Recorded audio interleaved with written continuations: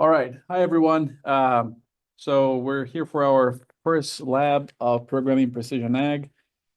If you are taking my other course, like Aman here in Athens and Polly in Tifton, this is going to be a repeat for you. So just bear with me, and maybe you can get something new out of it the second time around. All right. So I guess I know Aman here was able to do it. Anyone in Tifton had issues installing the packages and checking if they were properly upload or downloaded and able to load them using the library function? Any issues there that you'd like to address before we get started?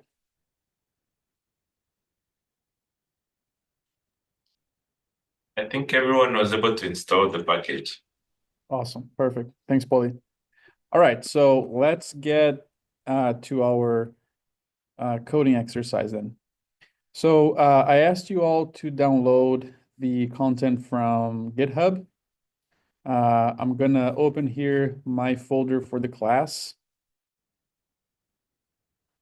So in my computer, I have this 2025 CRS Programming Precision Ag folder.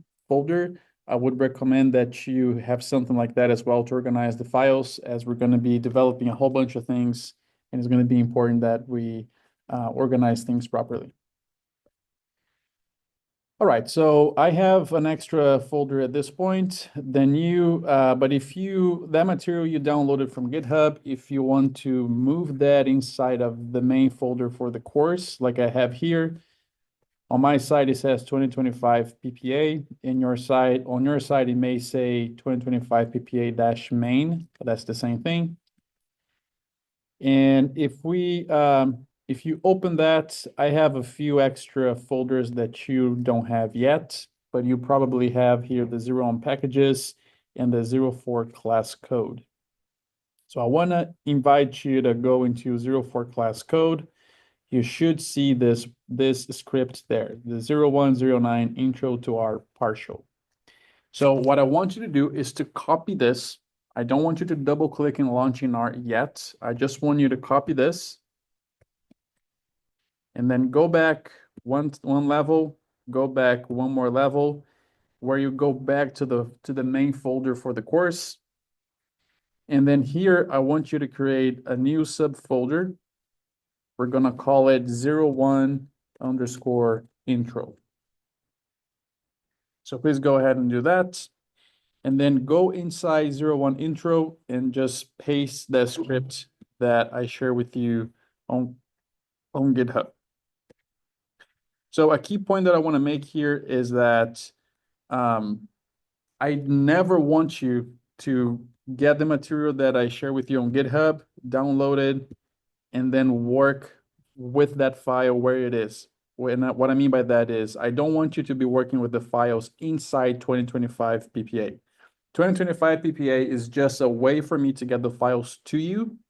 But then after you download those files, I want you to copy them and then paste on the main level of the course for that specific exercise, like we just did here.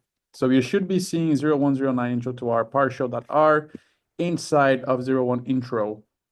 And that is the one that I want you to double click on. All right. Okay, so please go ahead and double click on this script. It's going to launch in our studio window if you were able to successfully install it.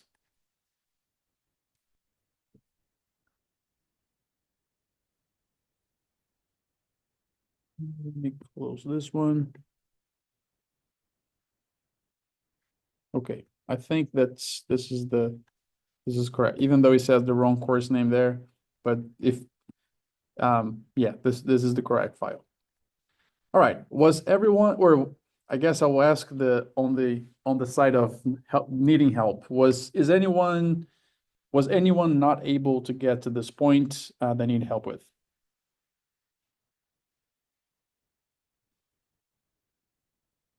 All right, I don't hear anything, so I'm assuming we're all at the same page here. Okay, so before we, you know what, I actually, let me just quickly check, because I just taught this same script for another class, and I just want to make sure the version I shared, because I'm seeing some differences here. Just let me make sure. Yeah, okay, maybe I just forgot to add it, but all right, let's just keep moving. Uh, Let me do that again.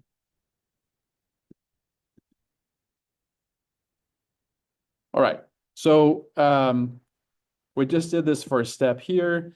Before we start talking about today's exercise, I want to remind you about our course website.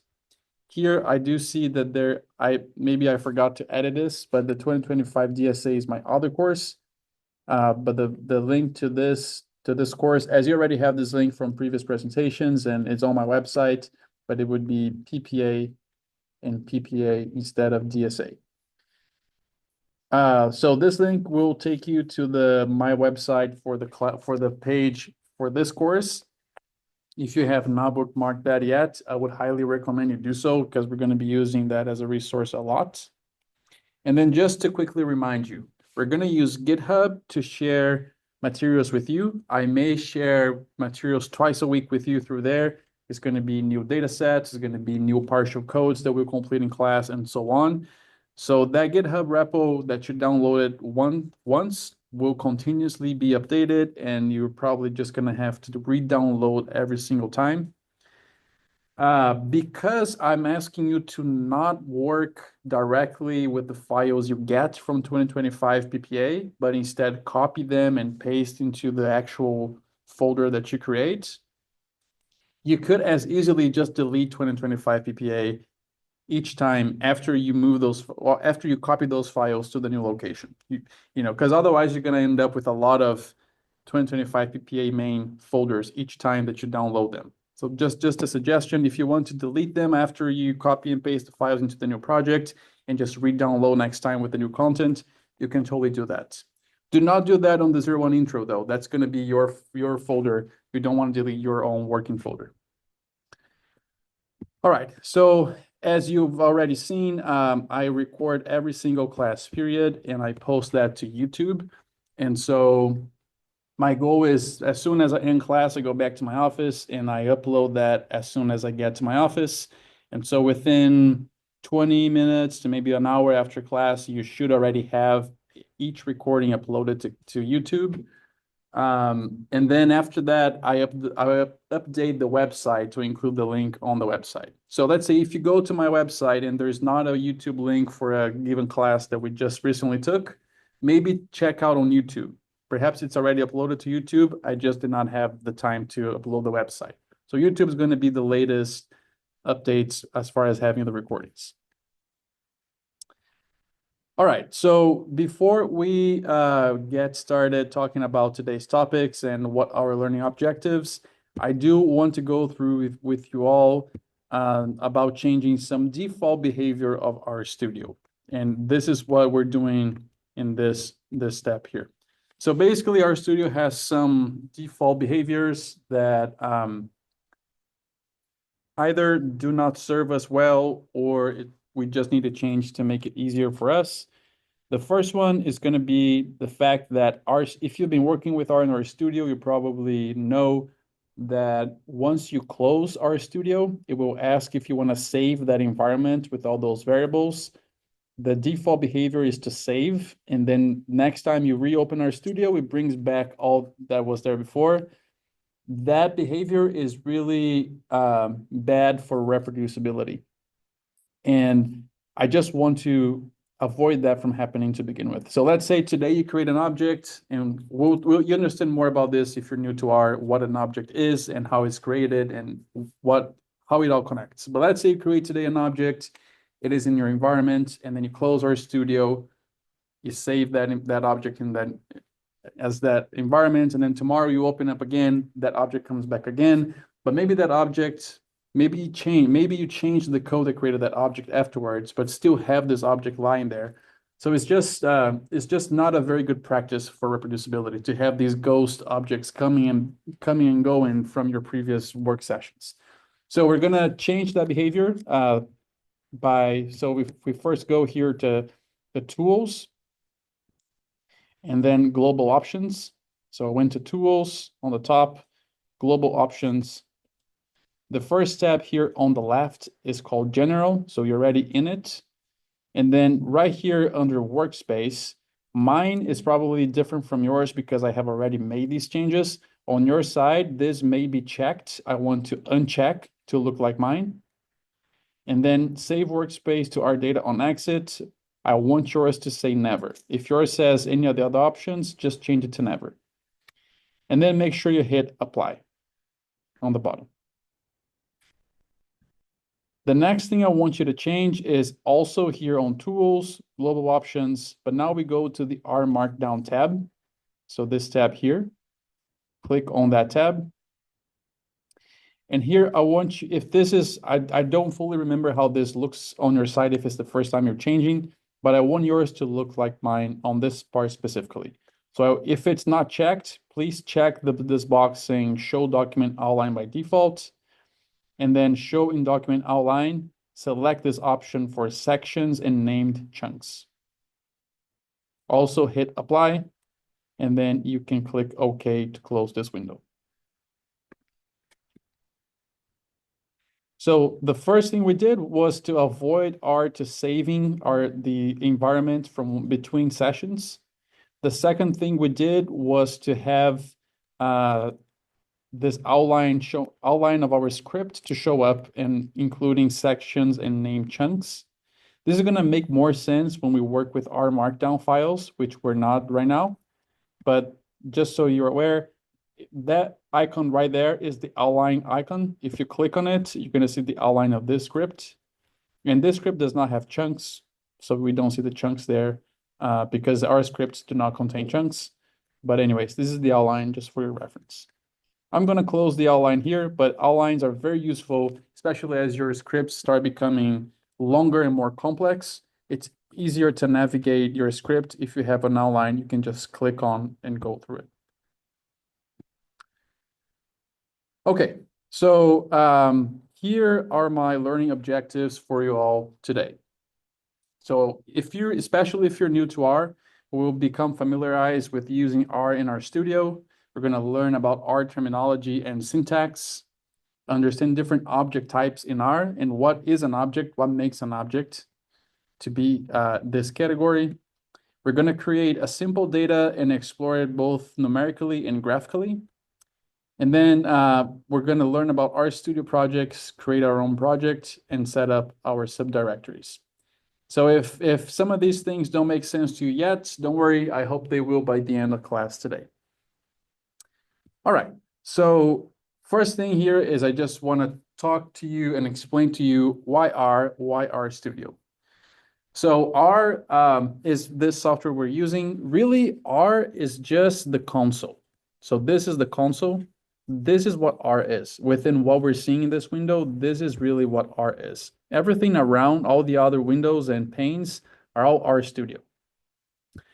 So why R? First off, R is a free open source software. I don't know what software you learned in your previous stats courses, but when I was taking stats courses, I learned anywhere from using SAS, SPSS, MATLAB, other software that are proprietary. And once you graduate, once you're in the workforce, either you or someone that you work for is going to have to pay if you want to use those software. R, on the other hand, is a free option. It's not the only free option, right? There are other programming languages that are open source and free, like Python and Julia, for example. But in this class, we're going to be using R. Also, another benefit personally for me, and I'm sure for many of you, is that R runs on multiple platforms. So it runs on Windows, it runs on Macs, it runs on Linux, and maybe others as well. That is important for me because when I started learning about stats, I was using SAS, and SAS is a Windows PC software. So I either had to have a Windows computer with me, or I had to install extra software in my Mac so I could use SAS. R runs natively in all of those operating systems. Another thing is the online community and support that R has is huge. There's so much great content created by community members out on the internet that we can leverage when we're using and learning about R. So I gave this example earlier today on the other class that when I was learning how to use SAS, if I had a question, I would say how to do this in SAS, and I would probably find on Google a SAS blog post about that, which was highly technical. It gave too many information that for me at that level of my career was really difficult to understand. If you Google something with R, if you say how to do X in R, you're probably going to get a lot of good resources from things like Stack Overflow and other types of forums, even GitHub. That is normally probably somebody has already run into the same issue as you are running into, and they have exactly the answer that matches what you're looking for. There's a great community, and not just for support, but also a development community, right? So R as free and open source gives the option of people to develop software and make it available to others to use. So there's a lot of packages that have been and continue to be developed by people just like us, maybe a student, maybe a professor, but you don't have to be a computer scientist, specialist, or any specialized training in that sense to really be able to contribute with your own material if you wish.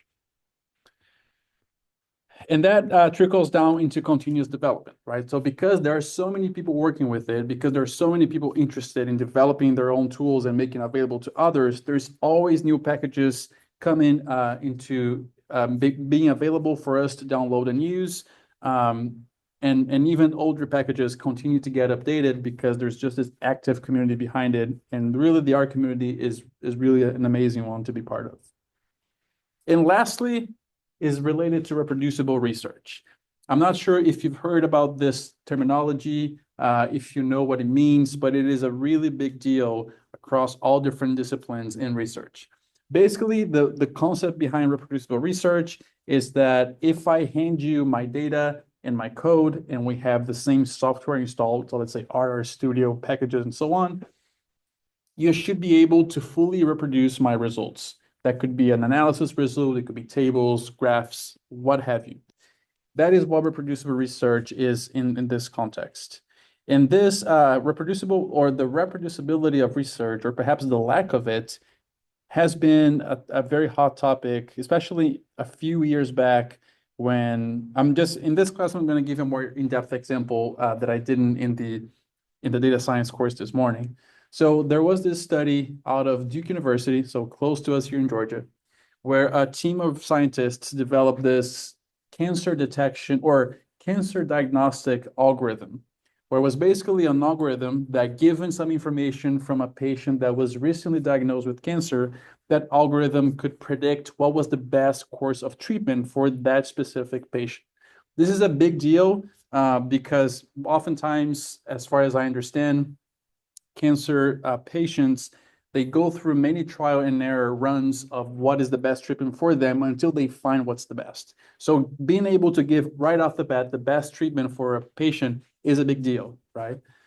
And very interestingly, another group of scientists that was not associated with Duke University asked for that group if they could share the data. So this third-party group of scientists could try to replicate that algorithm. Duke University shared the data, shared some of the scripts, I believe, and after a lot of trial and error and trying to understand what happened, the third-party group of scientists was only able to come close to the same results after deliberately including errors and making mistakes both in the data and the script, which is horrible, right? Especially in this case where your patient or your subject are people going through cancer, right? In our case, we're not as, what's the right word here? I mean, we're not working with people, right? We're not working with sick people. We're working perhaps with sick plants, but we don't have we don't have to be as worried as in this case in relation to cancer patients. However, it's still important to be reproducible, right? And reproducibility doesn't only mean from you to others. It could also mean from you to your future self. Right? So if you've been doing research for a while, you probably know that you do some analysis today and you send that abstract for a conference, and then maybe in 6 months you have to revisit the same analysis because you're going to work again on that to publish as a paper. So your future self also needs your work to be reproducible, because if in 6 months ahead, you cannot reproduce what you did 6 months in the past, that's a problem you have on your lap.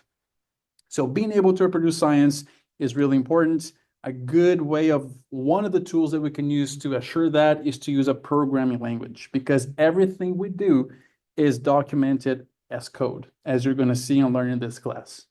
Imagine you're using a point and click software, drag and drop software that, I don't know, you have a process that contains 50 steps, right? A lot of different steps. Imagine each data coming in, each decision being made at that level, each file going out, and all of them connected in 50 steps.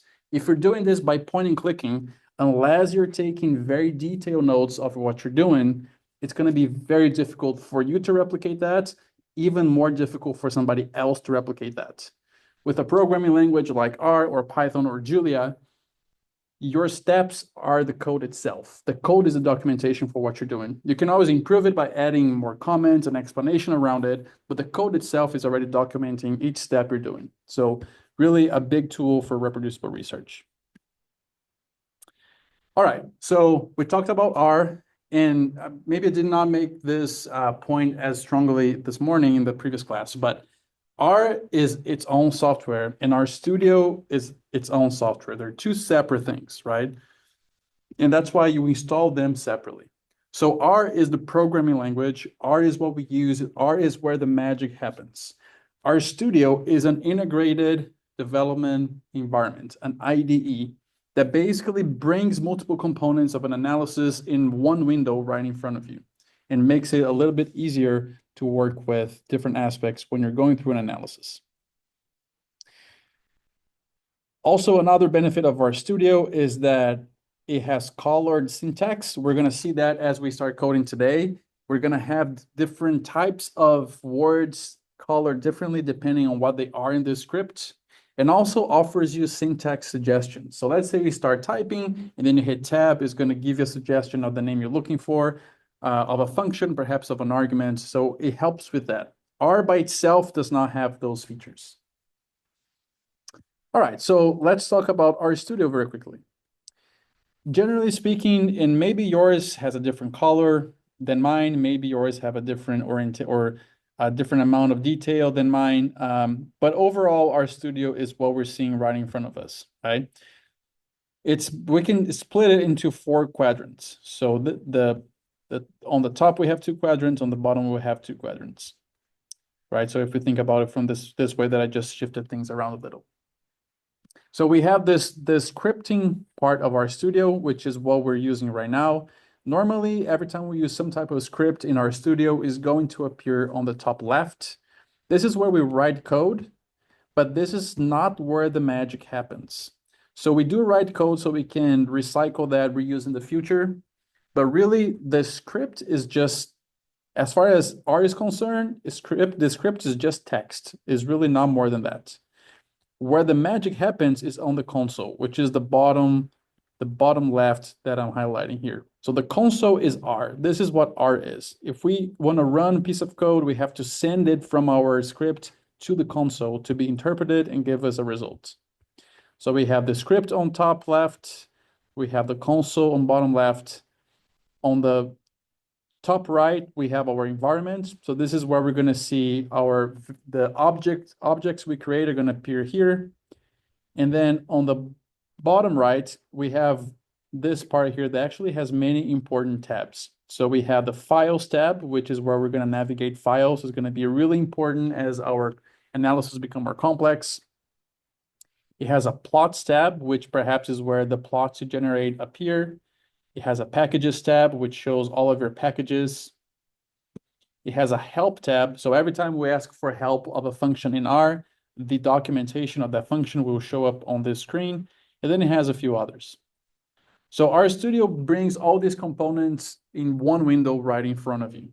If you are using just R by itself, which we're not, right? This is RStudio, and inside RStudio there is R here.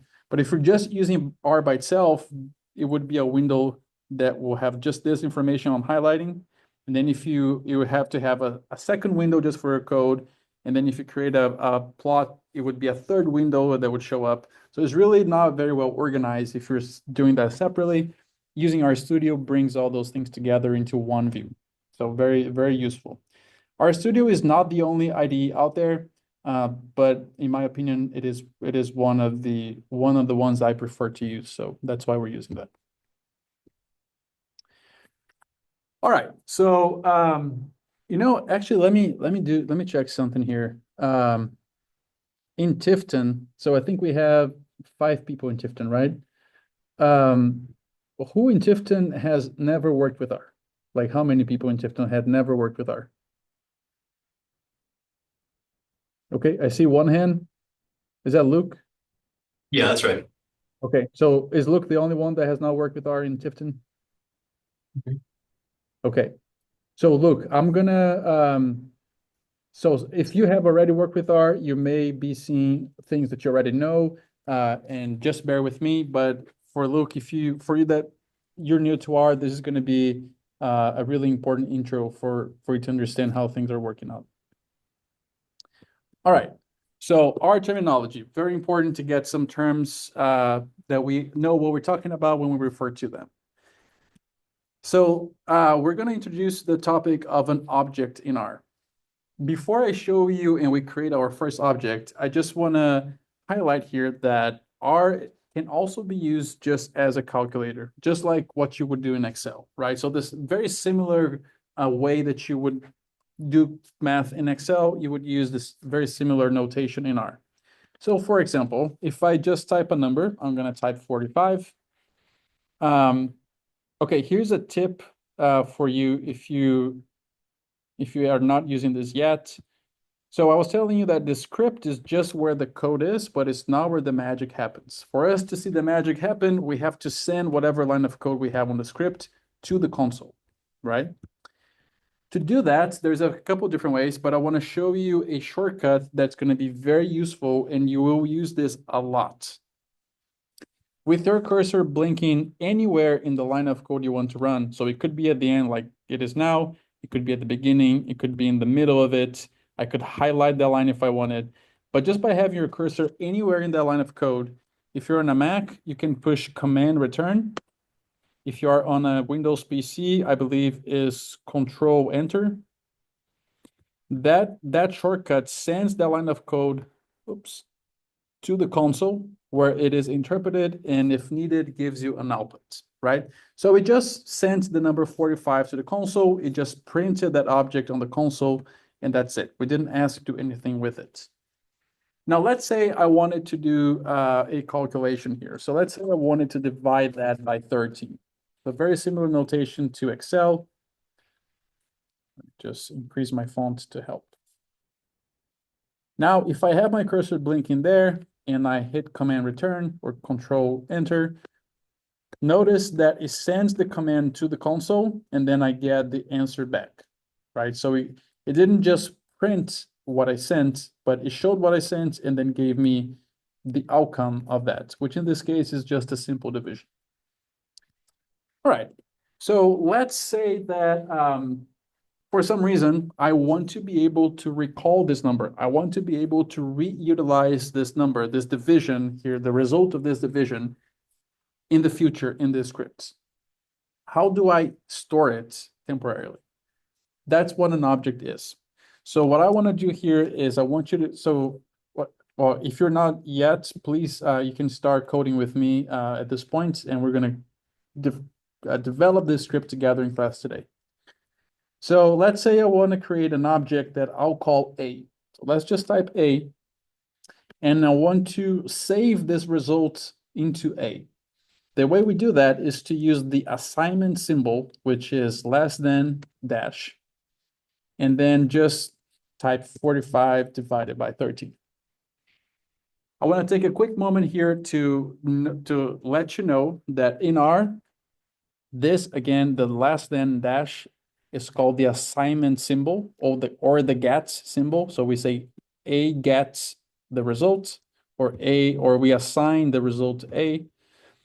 And this is what I'm going to be using throughout the course to assign a value on its right to an object name on its left of that assignment symbol. In R, you can also use, instead of the less than dash, you can also use the equal sign. It would have the same effect. I prefer to follow the convention of less than dash for the assignment symbol, but it's up to you if you want to use the equal sign. If you've been used to that, or maybe if you're coming from a Python background where it would be the equal sign. Anyways, so if I have my cursor now anywhere in this line of code and I hit Command Return, notice what happens. This code goes to the console, so it is here. The console is ready for me, so it did not create any errors, but it also did not print any results for me because it did not ask it. But notice on your environment here, now we have this A value. This is an object that is a temporary object saved to memory within this RStudio session. Now, if I want to be able to recall A, I can just type A here again and just run it. Just run that A by itself. So if we do that, notice that A goes to the console and then it prints out this value that's saved, stored into A, into the object A. If you're coming from a Python background as well, in Python, you have to explicitly call a function print to print something. In R, you can just run that object name, and that would assume you want to print it and just print the result for you. All right, so now, so the object A, pretty simple object. It just has a number. That's the result of this division here. Now let's start increasing our complexity a little bit. Let's say I wanted to create an object that would store 3 values. I want to call that object B. So you can go ahead and type with me. We just type B, give the assignment symbol, and then I want to give 3 numbers.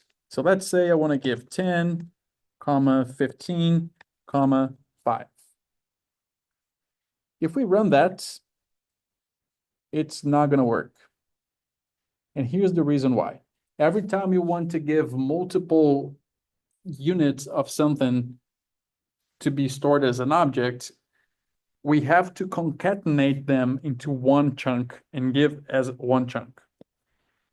When we do that, R has this function called C, which stands for concatenate. So type C and then open parentheses, and then make sure you close parentheses at the end as well. And now if we run it this way and we type B and send B to the console to be printed, now we can see that B contains all the 3 values that we assigned to it. And also we have this object B in our environment. All right, so remember that if you're trying to assign multiple pieces to one thing, you will need to use the C function to concatenate them into one single piece. All right, so A has a single number. That's a result of this division. B has 3 numbers. What if I want to save or store a word, like a character? So let's use this, let's call this next object C. So C, assignment symbol, and I want to give it the word precision ag. So if I just type precision ag and run it, it's not going to work. It's giving me an error that's not very self-explanatory. But what is going on here is every time you give R a string of text, it has to be fenced around quotation marks. So come back here to the precision, add a quotation mark right there, and then add one at the end as well to close that string. Now this is a string, and if we run it now, and we see that we did not get an error. We see that this object C pops up in our environments. And now if we just call C by typing C and then running, it will print on the console precision ag. All right, so this is basically what an object is. In this case, we just went through 3 different types of objects. One that has a single number, one that has 3 numbers, one that has a string of text. Objects can be very complex, and they will be, as you're going to see in this course as we further develop. but I just wanted to start very simple for us to create this intuition around what is an object. All right, so I want to introduce to you a few object classes that are very useful in R. The first one is a data frame. So data frames is probably the most common and used object class that you're going to see in R. Everything is a data frame in R. So let's go ahead and create our data frame. I want to call it D. So I want to assign this data frame to an object called D. So we add D there, add the assignment symbol. And to create a data frame, there are many different functions and ways to create a data frame. I'm going to show you one at this point, which is to use a function that is called data.frame.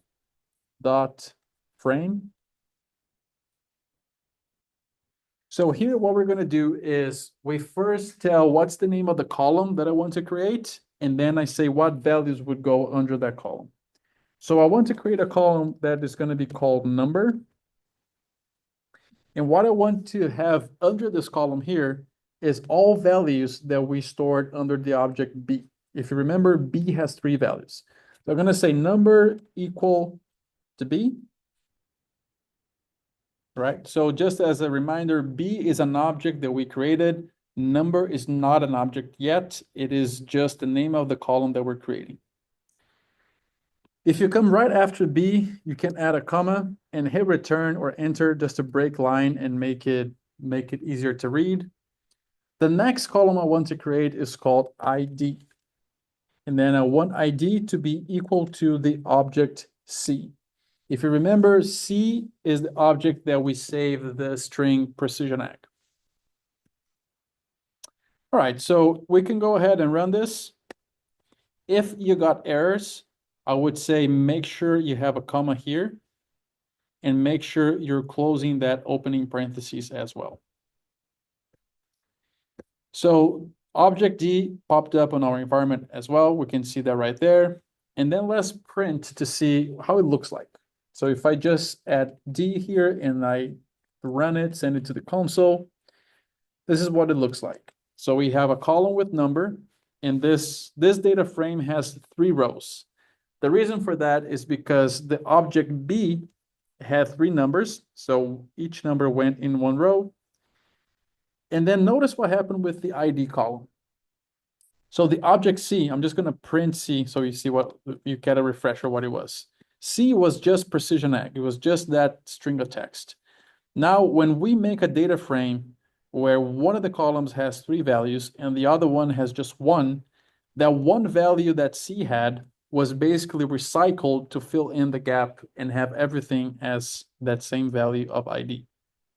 So our data frame in the end has 2 columns, number and ID, which were the names we gave on the top, and they have 3 rows, right? So 3 different numbers and 1 single ID for each one of those rows. All right, so just to reinforce this idea that most of the time you're going to be working with data frames in R. That's going to be the main object class that you're going to be working with. Matrices is the next one here. I don't expect that you're going to be directly working with matrices, but I do want to make you aware of them and how they look like, and in case you face them. Although I particularly don't use a lot of matrices in my work directly, but every time we do modeling, there's matrix algebra happening behind the scenes that we don't get to see, but they are very important object types in R because of that, even if we don't use them as much directly. All right, so let's create a matrix. So I want to save this to an object called E. So E is gonna use the get symbol. The function to create a matrix is called matrix. And the way that we create this matrix is just by providing numbers. What I want to do is I want to provide the object B 2 times. So it has 6 components on this matrix instead of just 3. Because I will provide B 2 times, I have to concatenate that into one thing. So we're going to use the C function to concatenate, and then I'm going to give it B 1 time, push comma, B another time. So this is how it will look like. If you run it and you print it, this is what it's going to look like. It has one column with 6 rows. So it has B repeated twice. That's what we asked to do. However, I do want this to have 2 columns and 3 rows instead of 1 column and 6 rows. For that, there is an argument here on this matrix function. So if you come in between the parentheses, you add a comma. It has an argument for n-col, meaning number of columns. So I want number of columns to be equal to 2. If you run that, and then you print E again, this is what you're going to see. This is what we have now. Notice one of the main differences between, there are many differences, but one of the most evident differences between a data frame and a matrix is that first, a data frame is going to have column names, column titles. A matrix does not. A matrix just have location. We're going to talk about this location notation in a second here. Also, most of the time, at least in R, data frames do not have row names. And here, a matrix has a row position. It's not really a name or a title, but it's just a position notation. So a matrix is going to provide you that position notation, both on the place where column names would go, but also on the row names. All right, so I do want to bring up here one thing that it's important for you to be aware of. So we see here that the first column it has this notation of position of nothing on nothing before this colon or this comma, and then a number 1 after the comma. And then second column is the same thing, but with a 2. And then on the rows, it has a name before the comma, but not, it has a number before the comma, but not after. So in R, there is this, every time you're trying to place something or extract something from a matrix or a data frame, we can use this notation here where we use curly brackets, and then we have an X position and a Y position. The X position is always going to be related to the row, and the Y is going to be related to the column position. We're going to come back to this idea later in this exercise, but I just wanted to also use this to help you think about why this is comma 1. So no row or all row positions and just the first column, or just the first row in all column positions. If you're confused a little bit, don't worry, we're going to come back to this, and if your confusion remains, we can talk about it. All right, next thing is going to be lists. Although I do not expect you to use a matrix directly, at least, we are going to be using, let's see. No, maybe I don't think we use in this class lists, to tell the truth. We do use in my other course, but I'm not sure we use in this course. Anyways, it's still a very useful concept for you to learn, because if you run into it, you're going to be able to understand what's going on. All right, so a list is basically, you can think of it as a data frame, but it can take different types of classes and of different sizes as well. Let's create one, and I think it's going to become a little bit more evident what I mean. So let's create an object called F. So F, assignment symbol. The function we're going to use to create a list is called, very intuitively, list. And the way we create a list is by first giving the name of that component and then what goes into that component. The first component that I want to create inside of this list is going to be called number, but it has to be in quotation marks. So open and close quotation marks and just type number. I want this component to contain the object, or to contain the values stored in object A. So basically, if you remember, object A is just a single number. I'm just creating a component of this list that I'm calling number, and that contains whatever is stored in A. Now, I want to add more components here. So I'm going to add a comma right after the A, and hit return to break the line and make it more easier to read. Now, the next component, I want to call this numbers, plural. So open and close quotation marks, and let's call it numbers. And then I want it to be equal to object B. Remember, object B has 3 numbers stored in it. And so this component numbers of this list will have those 3 numbers. Next, I want to create a third component. So add a comma, hit return. My next component, I want to call it word. So open and close quotation marks and just type word in there. I want word to be equals to C. If you remember, the object C has the word precision or the words precision ag in it as a string.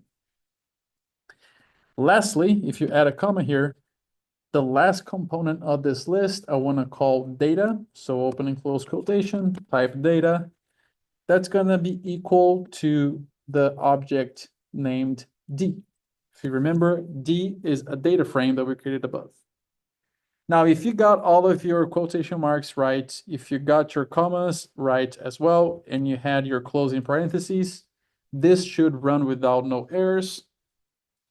If you have your cursor anywhere here and you run command return on a Mac, it will send that to your console. Notice how I did not have any errors on my side. Let me just take a quick second of silence to check in with Tifton and see if anyone had issues here. All good. All right, so I'm assuming you're all good. We're gonna keep moving. If at any point you get stuck or you need help or I'm going too fast, feel free to let me know and we can address it. All right, so let's now print this list that we saved to an object called F by just calling F and sending that to the console. So look, let's observe how it prints. So it's using this $sign notation to tell us that $sign and then what comes after it is one of the components. So $sign number has a single number. $sign numbers has 3 numbers that we associated with the object B. $sign word, so the third component of this list has that precision ag string of text that we saved. And $sign data has our data frame. Notice how a list, again, is a very flexible type of object in R because it allows you to create different components of the list that can have different sizes, different dimensions, different types altogether. So it's a really flexible object to use in R. Although I wanted to make you aware of it, but you're not going to be using it a whole lot. But if you come across it, you know what it is.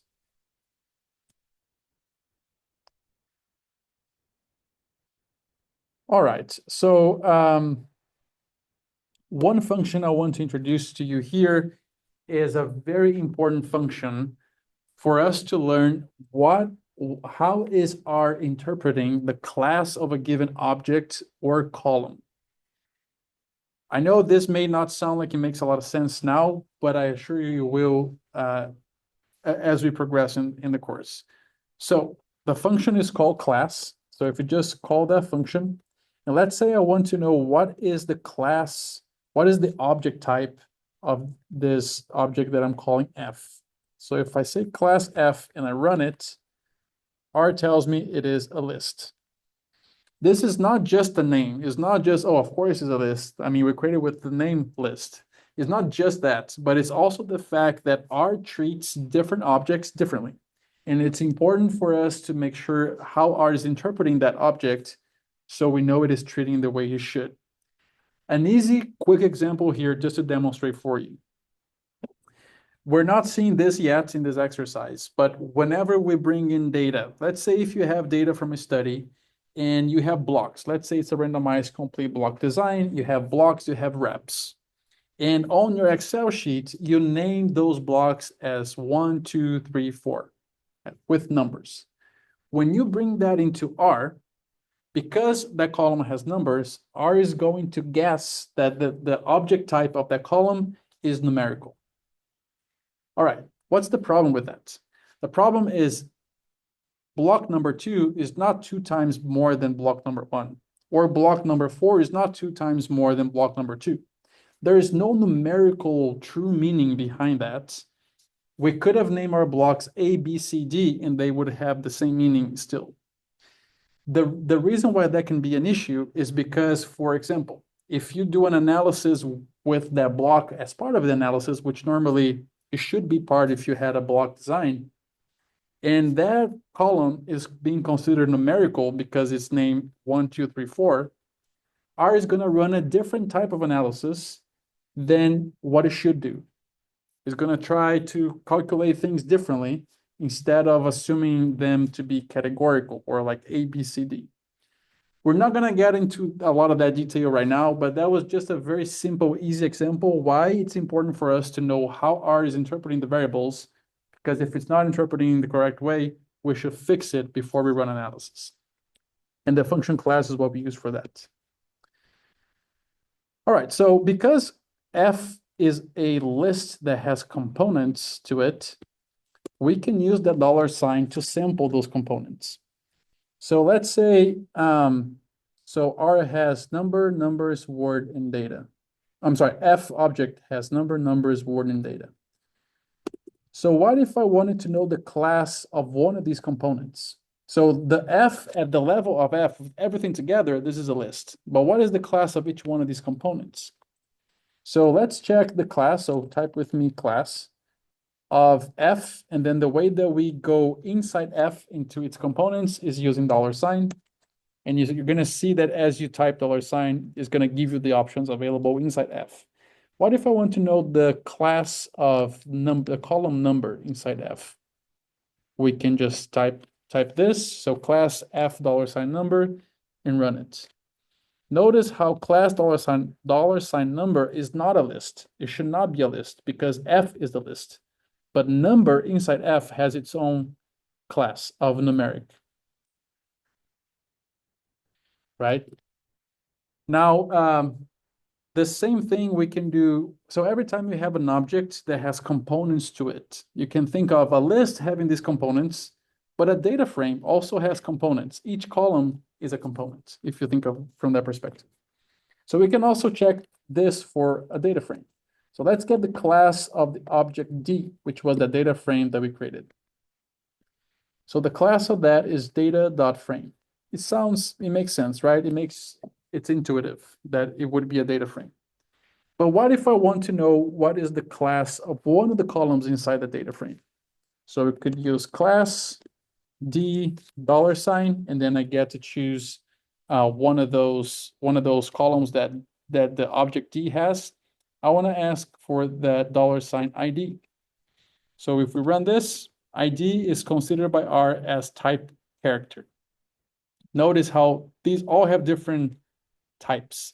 And again, knowing the type in some instances can be very important. So I just wanted to introduce you to that function of class and how you would check what is the class of a given column or object.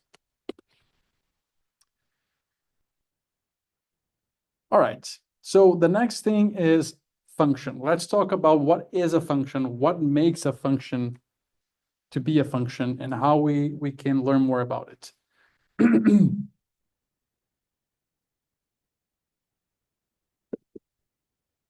All right, so let's say that we wanted to calculate, if you remember, B has 3 values, right? 10, 15, and 5. Let's say I wanted to calculate the mean of these values. There is a function called mean where you can just give the object you want the mean of. So mean of B, if we run it, it goes to the console, we get back the number 10, which is the average or the mean of those 3 values. All right, now another point that we need to know how to call it and what it means is an argument. So arguments, they happen inside functions and they determine what that function needs as an input and what behaviors that function has that we can change. For example, if we just come here again and type mean and you hit tab on your keyboard, it's going to give you this option here of X. X is that first argument of the main function that is basically where you tell where are these numbers you want the mean of. In our case, X equals B has the same result as when we just called B itself. All right, so the function mean is a very simple function, but you're going to come across functions that are very complex, that have many arguments, that you can change their behavior. How do we know more about what a function does, what are the arguments it has, and what are the default values of those arguments? We use the function called help. So if you say help, and then in quotation marks, you give the name of the function that you want help for, which in our case is mean. So help mean. If you run that, this window, the bottom right window on the help tab is showing us the documentation of this function mean. So the name of the function is mean. It comes from the package called base. It has a quick description, so it's a generic function for the trimmed arithmetic mean. It shows us the usage of it, and here it is showing us what is the default behavior of its arguments. So X is just a value, so there is no default. Trim equals to 0. We're going to see what trim is in a second. And then na.rm, the default behavior is false. If you just looking at this, you don't really know what those arguments mean. That makes perfect sense. I wouldn't know either if I didn't know this. You go to this part of the documentation called arguments. And here is going to explain what is the argument name and what they mean, what they do. I'm not going to really focus on trim at this point, but I do want to show you na.rm. So na.rm is an argument that helps you change the behavior of this function. So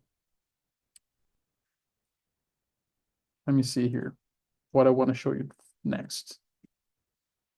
So the next thing I want to show you here is, well, wait, let me take a step back and tell you why this is important. So NARM is important because all these functions that extract statistical summaries like minimum, mean, median, maximum, quantiles, standard deviation, all these functions that extract statistical summaries, this option of NARM exists, and it's really important to know how to change it. And I want to show you next on the example on the code why that is important and what is the implication of that argument. So let's come here and let's create a new object. I want to call this B2 get symbol. We're going to use the C function to give the three numbers that we already gave B. So I think it was 10, 15, 5. And then I want to give it an extra component that we have not given to B itself, which is NA. Notice that it has to be uppercase, and uppercase NA, R understands and interprets that as a missing data point, not available. If you type NA lowercase, it does not work. It has to be uppercase. R is case sensitive across all of its functionalities, including here for NA. Another quick example of how R is uppercase, we create an object called B, right? If I just print B, it is right there. If I call uppercase B, which we did not create, R tells me there's no object called uppercase B. So R is case sensitive in everything that you do. So keep that in mind. Sometimes we can make mistakes that are related to the case, if we're using uppercase or lowercase, and then we call differently elsewhere. All right, so coming back to B2, we created, so make sure you run B2 so it appears on your environment. And then let's print B2 so we know what it is. So B2 and then print it. Notice that it has those same three numbers as B, 10, 15, and 5, and then an extra NA. All right, so now let's try to get the mean of B2, just like we did with B. So mean of B2. Look at what happened. We're getting back an NA instead of giving me the mean of those three values. What happens here is, as I was telling you, for all these statistical summary functions, minimum, maximum, mean, median, and so on, if you have an NA in the column or in the object that you're trying to extract that statistics from, if you have even just a single NA, it will return you an NA back. This is the default behavior that R has. I'm not quite sure why that is a default behavior. It does not seem very intuitive to me, but it is. So let's say, I'm sure you're gonna have NAs in your data. You probably already have, right? I mean, plants die, the deer eat your plots, hurricanes go by, you will have missing data for sure in your data. So you have NAs in your data. How then can I get the mean of B2 if I have an A, there's nothing I can do about it, at least not that we've seen yet. We can change the behavior, right? So here, NARM stands for remove NA, is the default behavior of the function to not remove NAs before calculating the mean, and then in turn, that returns you an NA as the mean. We can check what's the default behavior of this function by coming under usage, and we see the default is remove NA, false. So it does not remove before calculating the mean. But we can change that. So we can come here to this mean B2, give it a comma, call out that argument name, na.rm, and say equals to uppercase true. So now we're changing the default behavior from false to true. And now when we run this, we should get the number 10 back. As if you do on your side, you're going to see. All right, so na.rm is an argument of the mean function that we had to change its behavior to be able to get the mean of this object called B2. Now let's create a little bit more of this understanding around arguments. So let's say if what would happen if I just come here and call mean of B2 and I just say true.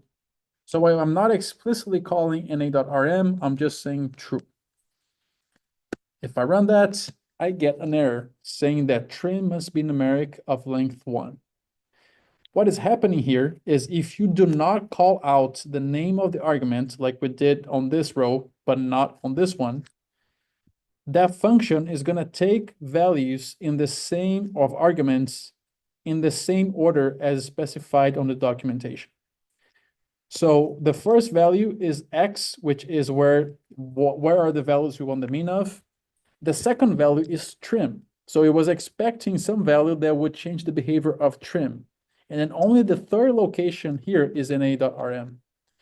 And this is why we got this error, because it tried to put true inside the second position, which is for trim, instead of the NARM. So I'm saying all this because most of the time, most functions, the first argument will always be the incoming data, right? So that is pretty universal, and most functions do that. But then any argument after the first one, you never know what it is. So you have to look on the documentation, you have to understand what that argument does, what is the behavior that's doing, and then if we need to change something, you have to change by explicitly calling that argument name. Now, what would happen? So if we do not provide argument names, then it expects the order on the documentation. However, if we do provide the argument names, it does not matter the order we give. So let's say if we say mean of x equals B2, and then comma, na.rm equals true. This works. This did not give me an error because even though NARM is not the second position, but I am explicitly calling the name of the argument. So in this case, it does not matter the order. So remember, if you're following the order, you do not have to explicitly call the argument. If you are not following the order, you have to explicitly call the argument name in that function. To the point that if I'm calling the argument name, I can even flip things over. I don't even have to give x first. I could say mean, and then first say na.rm equals true, and then say x equals b. This works just as well, because I am explicitly calling the argument name. All right, Any questions or thoughts at this point?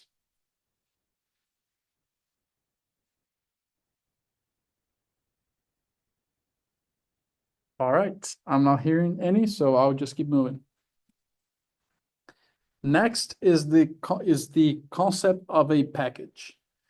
So a package is basically a collection of functions that most of the time are bundled together in a package because they serve a similar purpose or they work on a given problem, right? So, you have installed many packages that I asked you to install before this first class.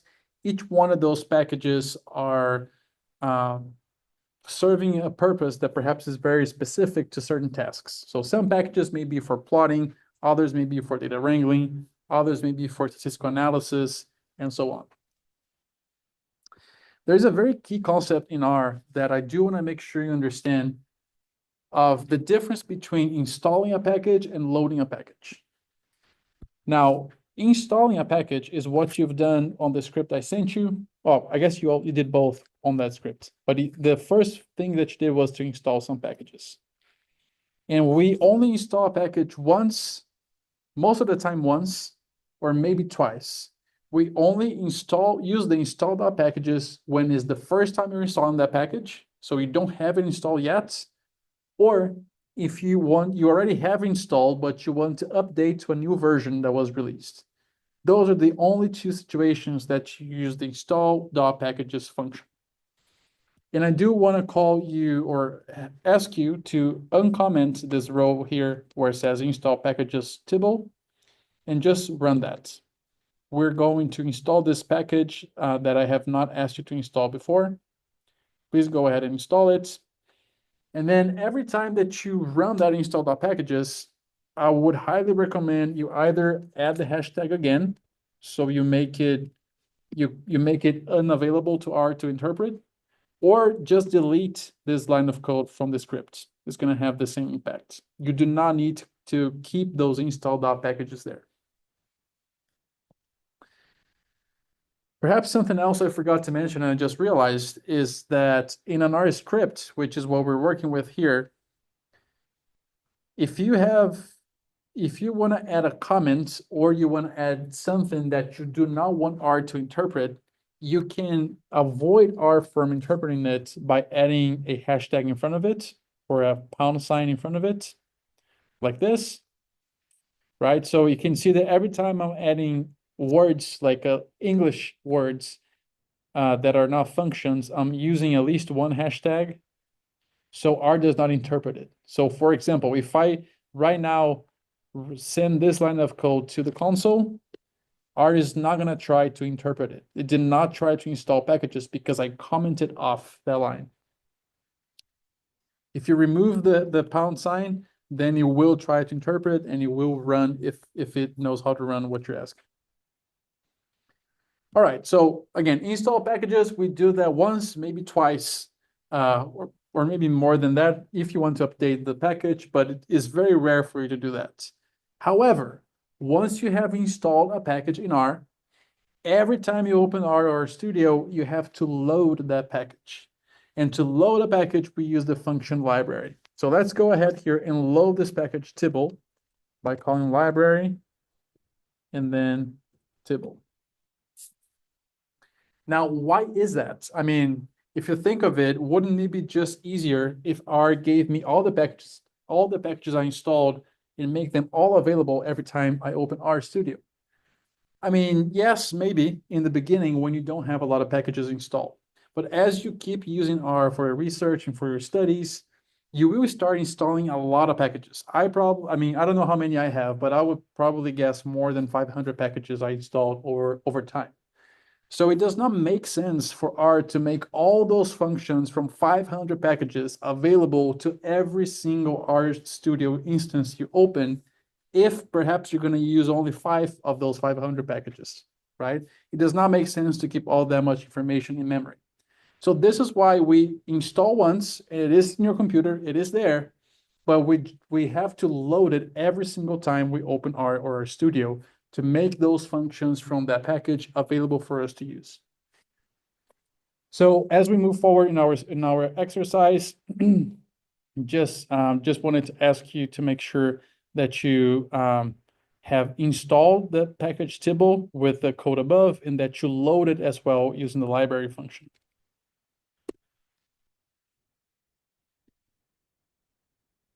Okay, so now I want to ask, basically it's going to be everyone in this class because we don't have a lot of people. So everyone in this class, I want to ask for your help for us to continue on the next exercise here.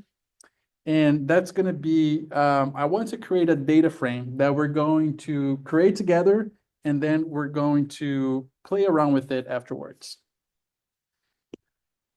All right, so I want to call this data frame intro.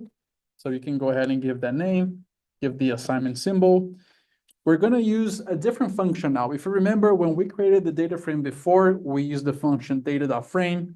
Now we're going to use a function of the name Tribble that comes from the package Tibble, which we just installed.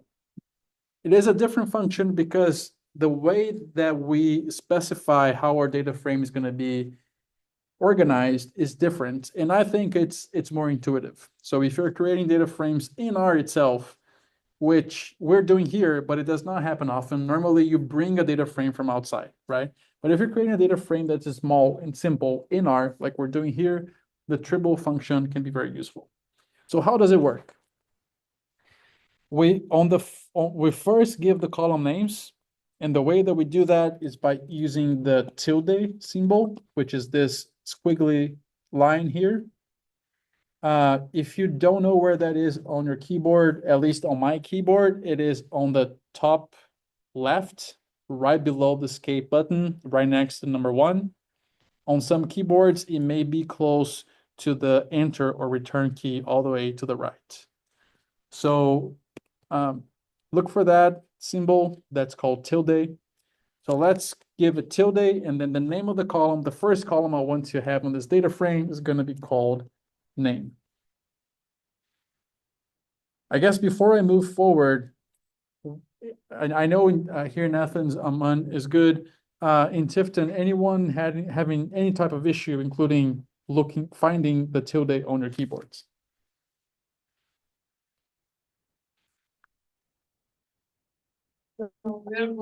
We good. All right. Thanks, everyone. Okay, so tilde name, that's the name of our first column.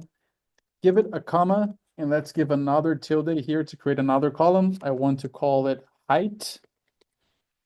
And then another comma, another tilde. Our last column is going to be called fav crop for favorite crop. I wanted to give a comma after fav crop and then break line like this. All right, so my goal here is for each one of you in class, I want to ask, what is your name? What is your height in centimeters, if you know? If you don't, please look up on Google before it gets to your turn. And then what is your favorite crop? I'm going to begin here with Aman. Amandeep. She is the only student here in the Athens campus. So, well, Aman, I know your name, so I'm just going to type Amandeep. Her height is 165 centimeters. And what is your favorite crop? Cotton. All right. Okay. So notice that I first enter her name, her height, and favorite crop. Now I'm going to add another comma and hit return. I do want you all to type this with me because you're going to need to have this on your side to do what we do next. So make sure you're coming along here and coding with me. All right, so that's all we have here. That's all the students we have here in Athens. So let's go to Tifton now. Let me. Okay, I think I can kind of see you. So who wants to go first in Tifton? I go first. Marco, Marco. All right. What's your height? 172. 72. What's your favorite crop, Marco? Soybeans. Soybeans. All right. Thanks, Marco. All right. Who wants to go next? Poly, Oli. What's your it's height, Oli? 178. 178. Favorite crop? Maize. Maize. All right. Who wants to go next? I can go. My name is Luke. Luke, I'm 180, and 180. my favorite crop is corn. Corn. I'm gonna keep maize just to keep consistency, but both mean the same. Thanks, Luke. Right, and I think we have one more person or two. Two. I'm Sarah. Sarah, like that. Yes. Alright. My height is 162. 162. Favorite crop? And my favorite crop is tomato. Tomato. Awesome. Ha, look at that.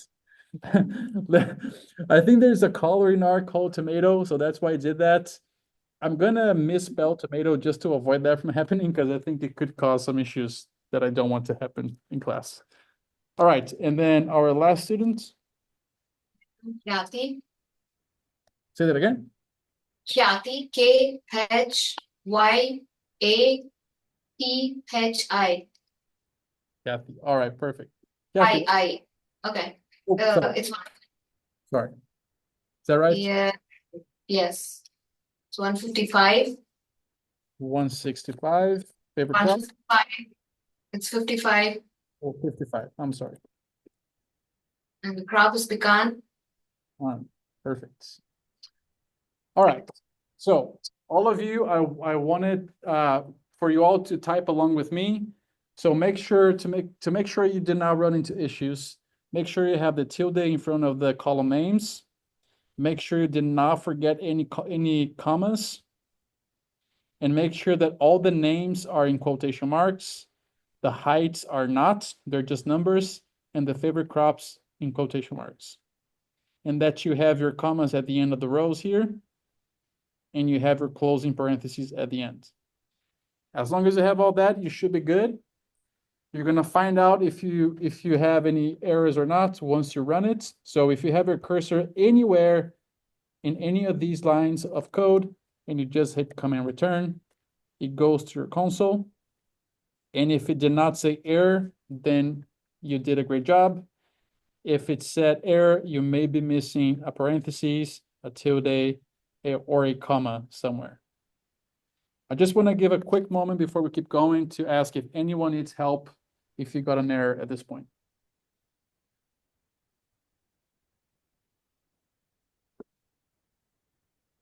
All right, I don't hear anything, so I'm going to keep going. Next thing, I want to print intro to see how it looks like now that we created this data frame. So if we just type intro and send it to the console, this is how it looks like. It's telling us it's a tibble. Really, so in our data frames are what we know, data frames, right? It's just a data frame itself. There's nothing special about it. A tibble is a special type of a data frame. And really the only special thing and difference between a tibble and a data frame is how it prints on the console. As you can see here, the tibble is telling you the dimensions, so 6 rows and 3 columns. It's telling you here what is the class of these columns. Remember we talked about class of columns using the class function? A tibble, when it prints, it already tells you how R is interpreting those columns. So CHR stands for character. So it is interpreting our name column as character. DBL stands for double or numeric. So height is being considered numeric. And then favorite crop is also character.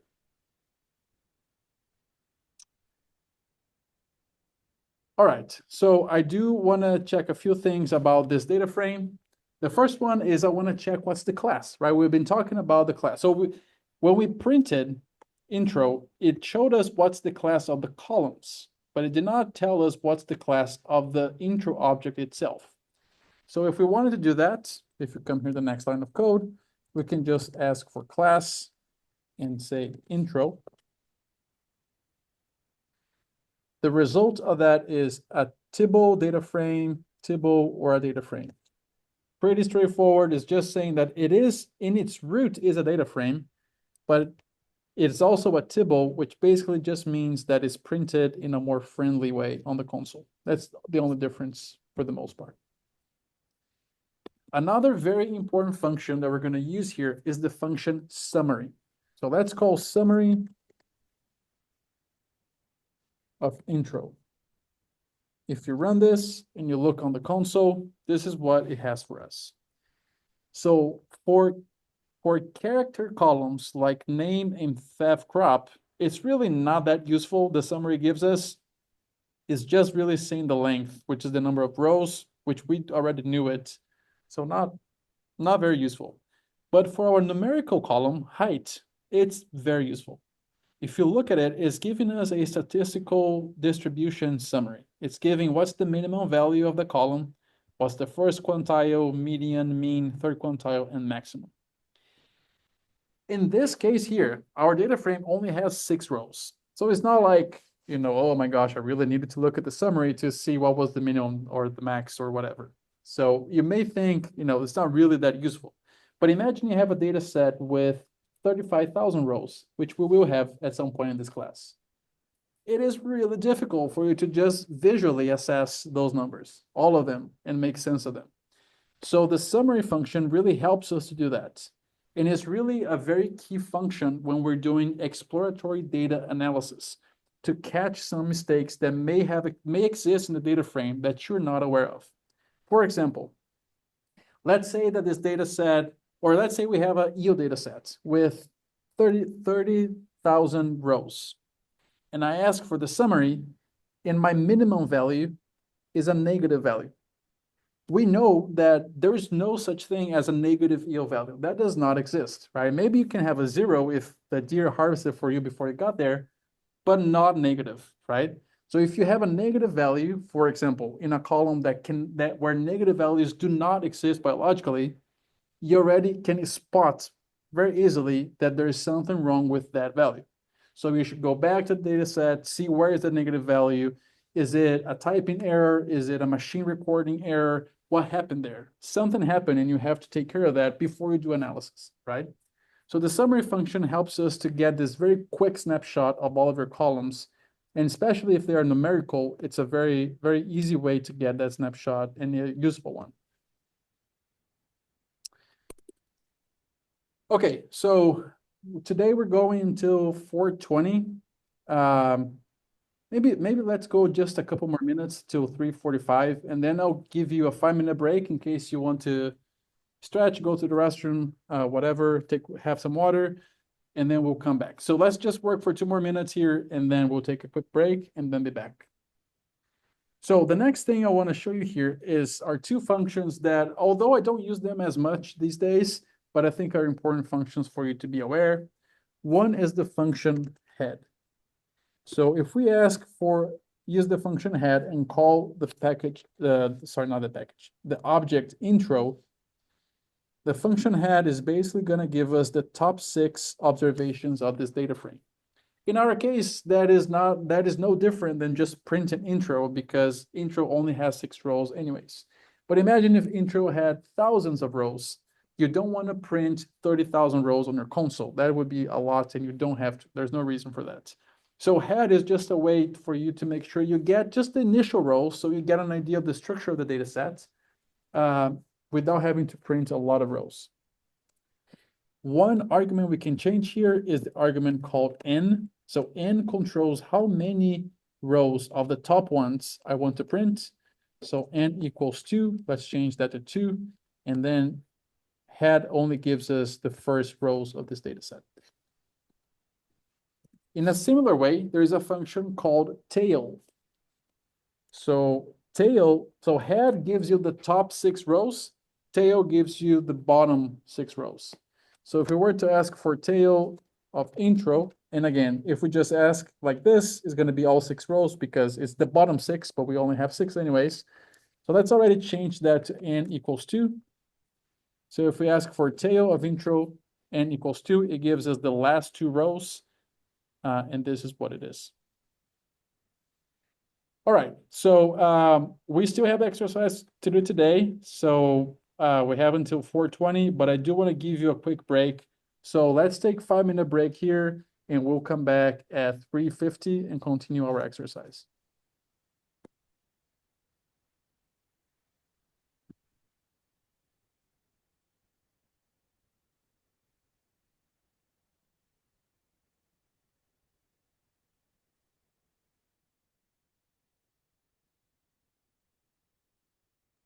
And I'm gonna get some water myself, so if you try to reach me and I don't respond, I'm not here, but I'll be back soon.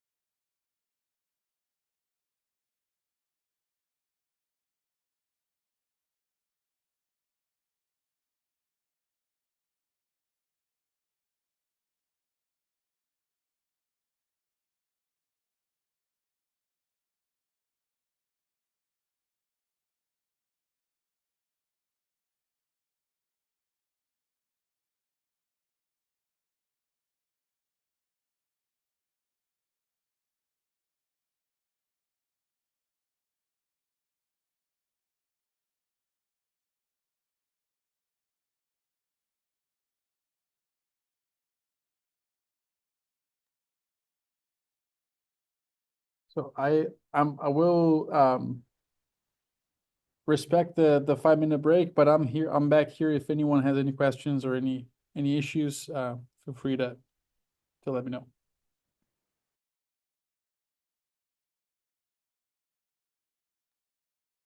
I think everyone is taking the break. I was the only one here, but everyone is taking the break.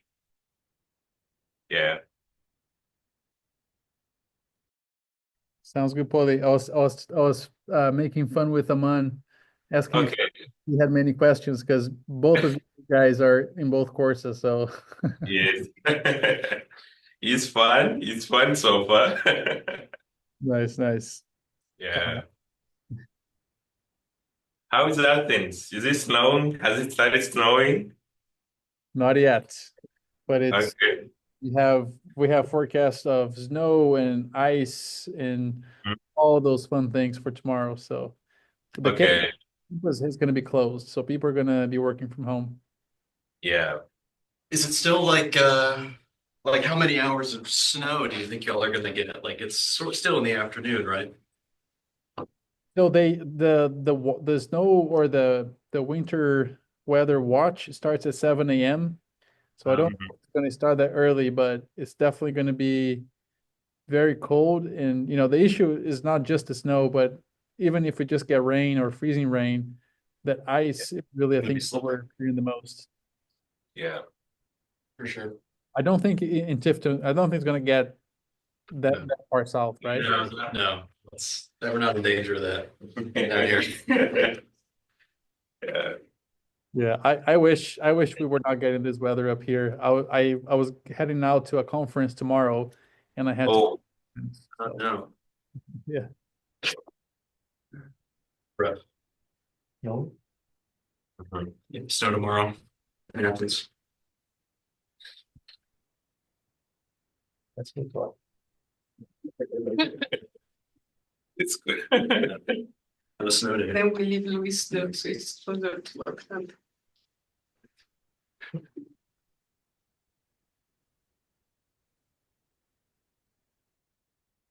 Yeah, so I'm gonna honor the 5 minutes, but if anyone has any questions or issues, I'm here so we can talk about that.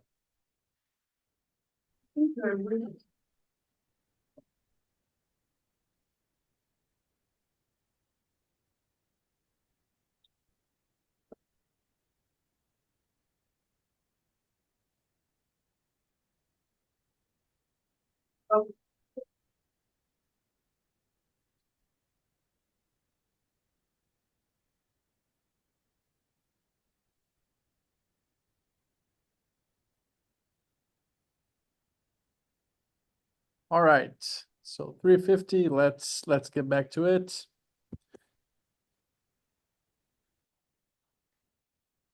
Okay, so we created this data set. We checked, how we checked its class. We learned about the summary function. We learned about how to get the top and bottom rows if we wanted to take a look at it. Now I want to show you how we can subset or sample these data sets. I do have a caveat here to tell you that the way I'm going to show you right now, it is perhaps how it used to be done a lot in the past to when we needed to subset data. It's not the main way anymore. It's still used, but the main way to do subsetting and filtering and all those things, we're going to be, after this exercise, whenever we have to do this, we're going to use other functions from the tidyverse and packages like dplyr and tidyr. If these don't make sense to you right now, they will in the future. But I still wanted to show you how this used to be done and what is the logic behind it, because you may still come around this or face this when you're working with R. So I do want you to have some understanding of how this works. All right, so let's say I want the first row only of this data set. So the data set name is called intro. That's the name of the object. If I just want the first row, we can use this notation where we call brackets, open and close brackets. And if you recall from before when we talked about matrices, it has two positions, right? It has an X and a Y position, where X is the position for the row, Y is the position for the column. So if I want all values for the first row only, the way that we would do that is put a 1 on the X position, meaning on the row position, and leave Y empty. That means you want all the Ys, in this case, all the columns, but just for the first row. So if you run this, we get just the first row, which is for Amandeep, her name, height, and favorite crop. So all columns, just the first row, right? Now, what if we want the first column instead? Right, so let's call intro, open and close, curly, or not curly brackets, but just the regular brackets. I'm gonna put a comma here, and then I'm gonna ask someone in Tifton and not Polly, because Polly already knows the answer. So someone in Tifton except Polly, what would you do if you wanted just the first column? 1, 2, 1 Okay, so we put a 1, but where? Like here? after the comma. Here, right? Yes. So if we run that, well, thank you for the help. If we run that, you would see that we subsample just the first column, all values in there, right? So the first position is we refer to the row, the second position we refer to the column. All right, so another case here. Let's say I want to rows 1 to 3 and columns 1 to 3 as well. So let's call intro, open the quotation marks.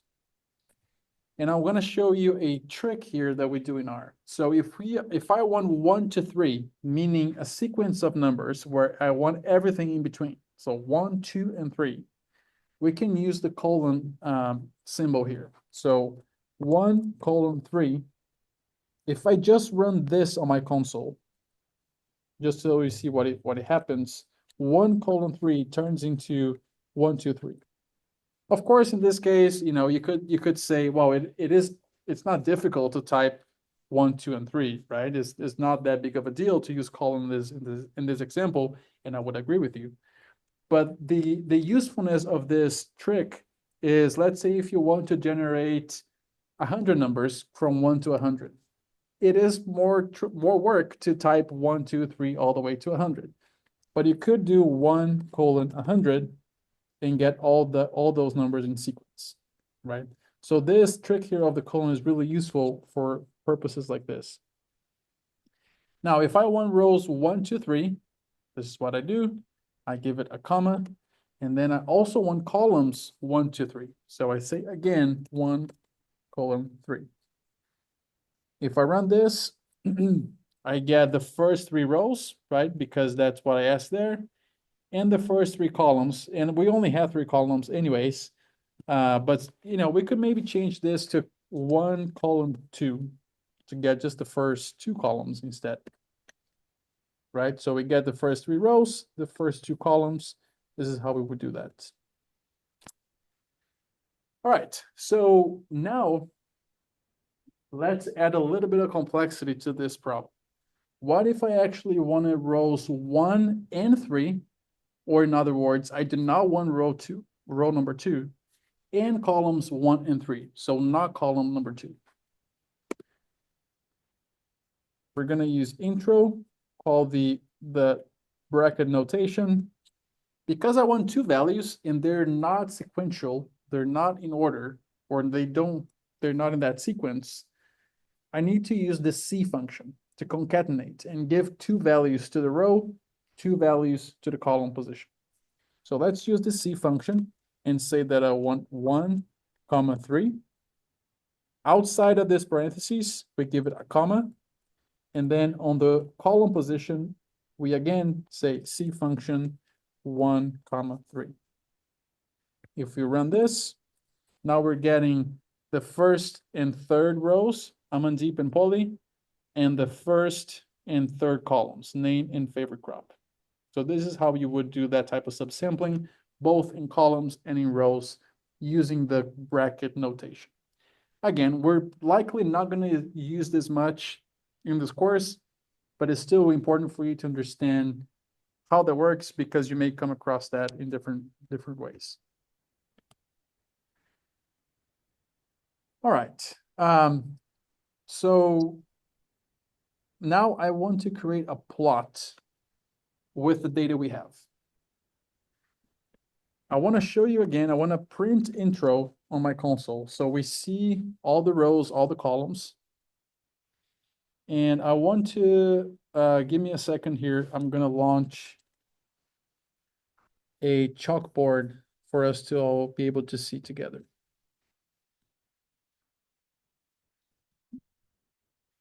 Okay, so let me come back.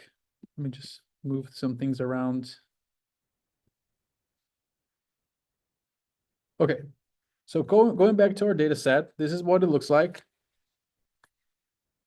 If we wanted to make a plot where the goal is to show all 3 variables in the plot, let's begin by choosing what goes on the x-axis.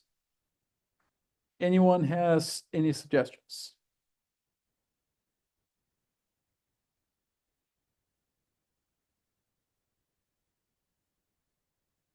Anyone in Tifton has any suggestions? Name, Okay, who said that? Marco. Okay, Marco, thanks for the suggestion. I agree. I think name is a good one to go on X. So I'm just gonna take note here so I remember. X gonna be equal to name. Oops, name. What about Y? Anyone else in Tifton except Poli and Marco can suggest what should go on Y? Height, Height, right, is our only numerical variable, so it makes sense it goes on Y. And who said that? Yati, Yeah, thanks, Kathy. Yeah, so let's put height on Y. So if we're making a plot, right, it will look like, so we have Y, X, so we will have names here, and then our height values on the Y-axis. So this is height, this is name. All right, so we determine what goes on Y, we determine what goes on X. Now, how do you want to show the data in the plot? Like, do you want it to be a line? Do you want it to be a bar, point, something else? What do you think? What would you suggest? Maybe somebody different in Tifton. Do a bar. A bar. Series of bars. We could do bars, and that is a perfectly good solution. I will not do a bar for a specific reason, just because the coding of that has a little bit of an extra level of complexity that I don't want to incorporate now. but a bar would be the perfect solution, and I would go with that. I want to propose to go with a point, because I think the point's going to be simpler for us to exemplify in here, okay? So let's say we're going to put a point at the intersection of a name and the height of that person. So let's say it will look like something like this, right? Okay, so how can we incorporate? So we still have one column, right? We still have favorite crop. How can we incorporate favorite crop in this plot? Maybe next to the point. Like how would you do that?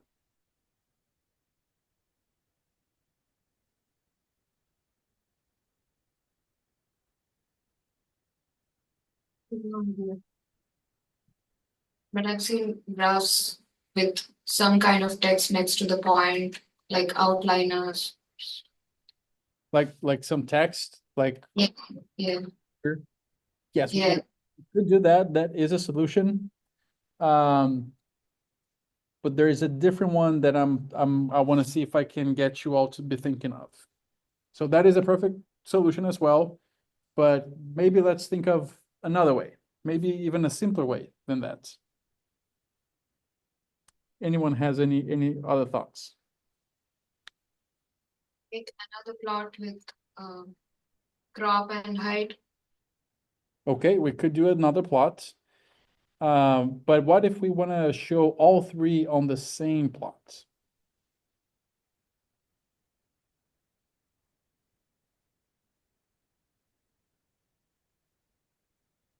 What about if we did something like this?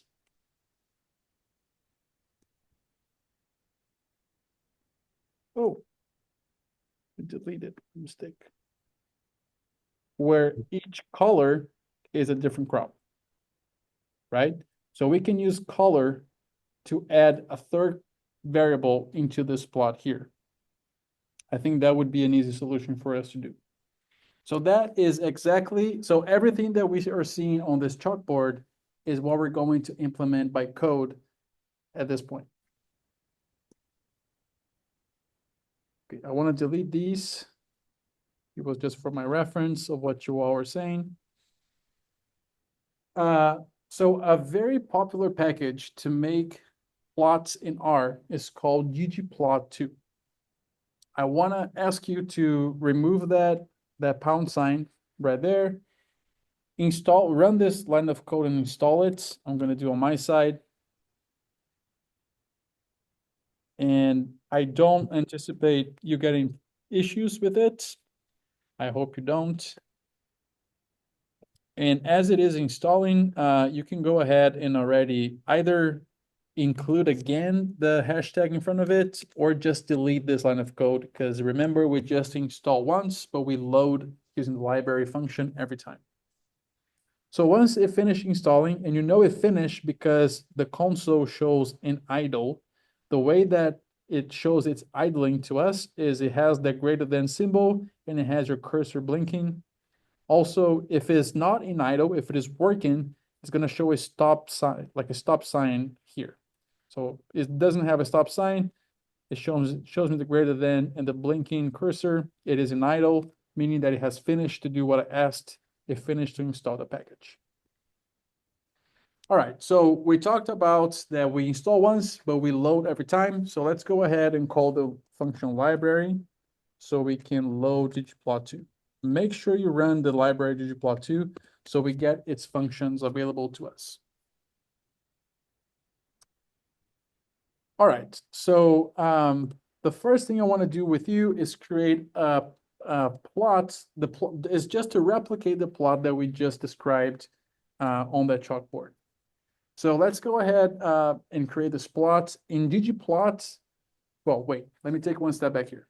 Before we start making this plot, I do want to tell you the following. In R, there's many ways to create plots, many packages to create plots, and they all operate differently. So the way that you would create a bar plot in ggplot is different from another package. And I say that because in R, the three most common ways of making plots are First, with what we call base R, so functions that come with R already. They used to be very popular, but they lost popularity after ggplot2 was introduced. So we have base plots, we have lattice is another type, which is another type of package for plots. And then we have ggplot2, which is the most popular package for plots in R. It's very powerful, has many, many options. And if you work in Python, I would tell you that I don't know if Python has a better library than ggplot2 in R for plots. It's one of the best libraries for plotting that we get in programming languages. So very powerful. I will always be using ggplot2 whenever I can in this course because it is the most popular. And I'm telling all this history because if, let's say you want to create a map using ggplot and you go to Google and you say how to make a map in R, you're going to get answers that will tell you how to do a map with base R, how to do a map with ggplot, how to make a map with other packages. I'm telling you all this because if you want to stick with ggplot2, you don't have to, but if you want to, and you're searching for help, you should be explicit. You should say how to make a map using ggplot2 in R. And then you're going to get the right answer, hopefully. We just wanted to tell that story a little bit.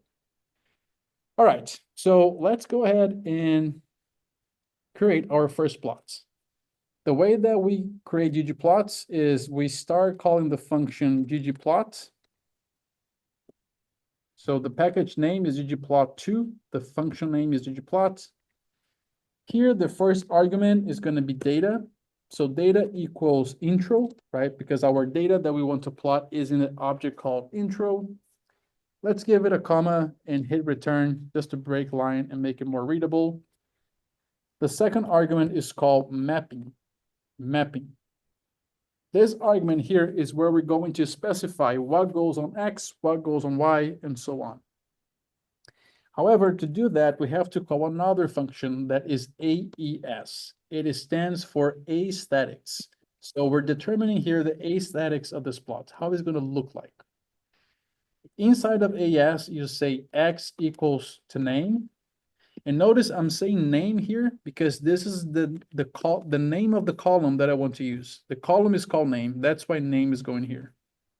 If I say names, I'm going to get an error because names does not exist inside of this data frame. It has to be exactly the same spelling, exactly the same case. All right, so X equals name. I want to give it a comma and hit return a couple times just to make it more readable for us. And then I want to say Y equals to height as we determined before, right? So if you make sure that you have your parentheses, so you're closing the parentheses for AES and you're closing the parentheses for ggplot. Make sure you have both of them. They don't have to be in any specific place as long as they are there. And let's just run it and see what happens. So if you got your parentheses, your commas, your variable names, your data frame name all correct, you probably are seeing this plot here. So notice this plot pops up under the plots tab and it's showing us the name, where we have a name for each one of us in alphabetical order. And then we have the height. Notice how ggplot tries to be smart and already limits the minimum value and the maximum value of the y-axis according to the values of our data set. So it's not starting at 0 here, it's starting at 155. All right, but where are our points, right? ggplot did not add points for us, and that is by design. That's because we have not asked ggplot to add any geometry to this plot yet, where point is one type of geometry. To do that, next, we come here to this last closing parentheses. We add a plus, hit return. So the philosophy behind ggplot is that you incrementally add layers to a plot. And you do that by adding plus at the end of one line and then adding the next function. Plus, next function, plus, next function, and so on. So the next function we're going to call here is going to be the point geometry, which in ggplot, the function is called geom_point. and we can go ahead and run it. If you go ahead and run that, now we get the same plot, but the points are there, right? We see here that for each one of us, or for each one of you, we have the point matching with your height that we included in that data frame. Okay, so I want to show you a few variants of this for us to just think of it. Let's say I wanted to, so the default color of these points is black. What if I wanted to change them? Maybe I want red. Maybe I want to be, use one of the colors of the dogs. So we can come here on GeoPoint, and it has an argument for color. So we can say color equals to, and then we can give either the color name or the color hex number. If you never heard of it, every color has a hex number, which is, I believe, a 6-digit string. It's not just number, it has letters as well.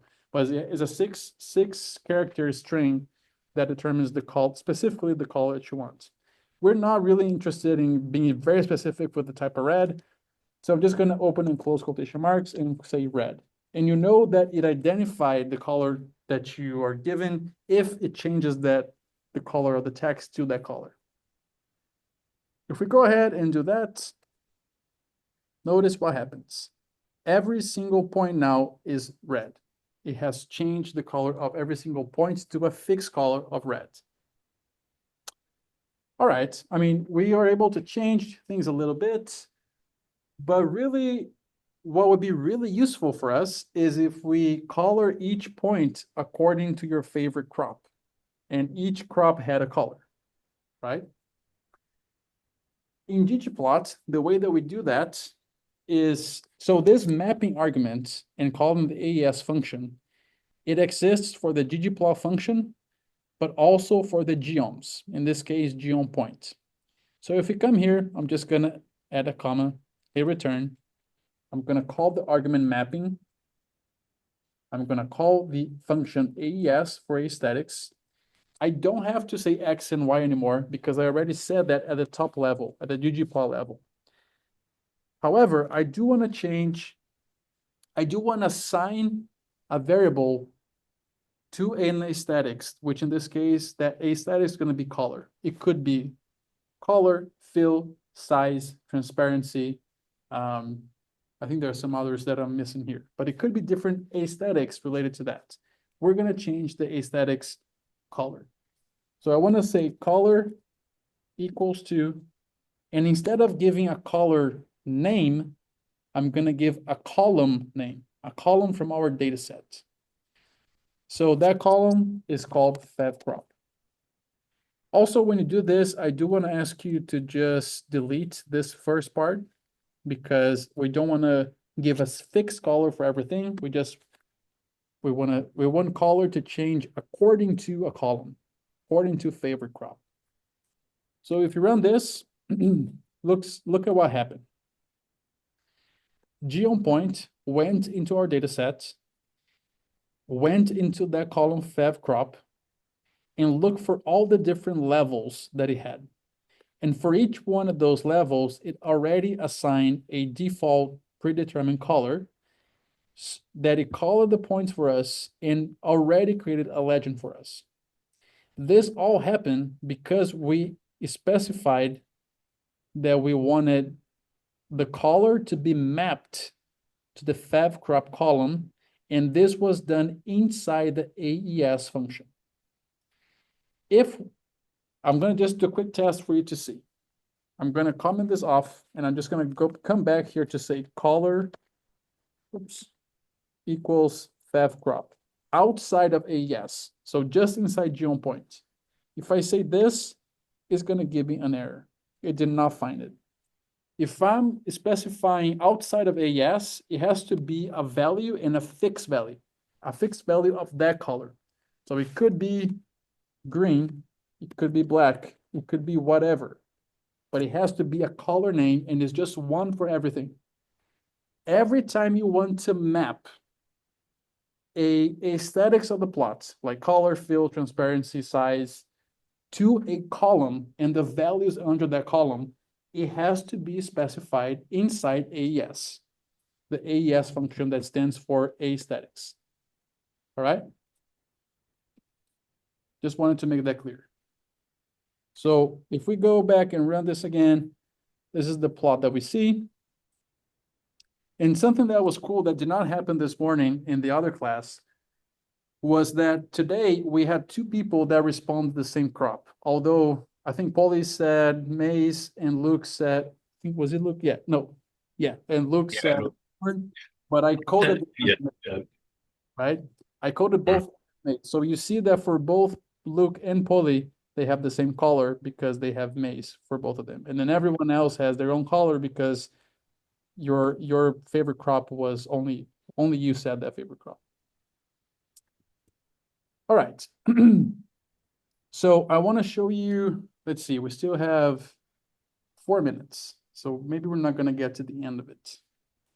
But I want to show you a few ways on how we can customize these plots. Well, I guess before I show you that, let me show you something else. If I just add a plus here, let's say I wanted to add a bar. We could also add a bar. We don't have, it doesn't have to be just a point, like only point or only bar. We could add a bar if we wanted. We would add a plus, type geom underscore, and I just want to take a quick moment and ask you to kind of browse through all the options you see here. These are all the different geometries that ggplot has shapes for you to show in your plot. So AB line, area, bar. So we would use geom bar if we want to add a bar plot. Box plot, count, crossbar, curve, density plot. There's a lot of things going on here. And I just wanted to show you one of the reasons why ggplot is so popular is because it has so much flexibility. So those are all, I mean, some of the options we have if we wanted a different geometry to add here. We're not going to add a different geometry though, but I just wanted to show you some of the options. All right, so there, I want to show you, let's do this. I added a plus at the end here, just remove that plus. I want to ask you to copy this code, starting on ggplot and ending at the closing parentheses of geom point. Copy that and paste under customizing. So I want you to keep that code there, but I want to further be able to change it while still allowing you to go back to the previous one and see what we changed.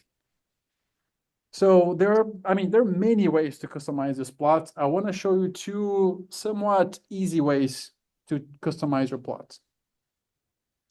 One of them would be, so this color scale that R chose for us, it is the default color scale, which has these colors and others. But there are many, many, many options for color scales. One way that we can have to see what are some of the other options is we can add a plus here. And then we're going to call for a function that is named scale underscore color underscore. So just take a look at all the options here as well. Each one of these options is a different color scale.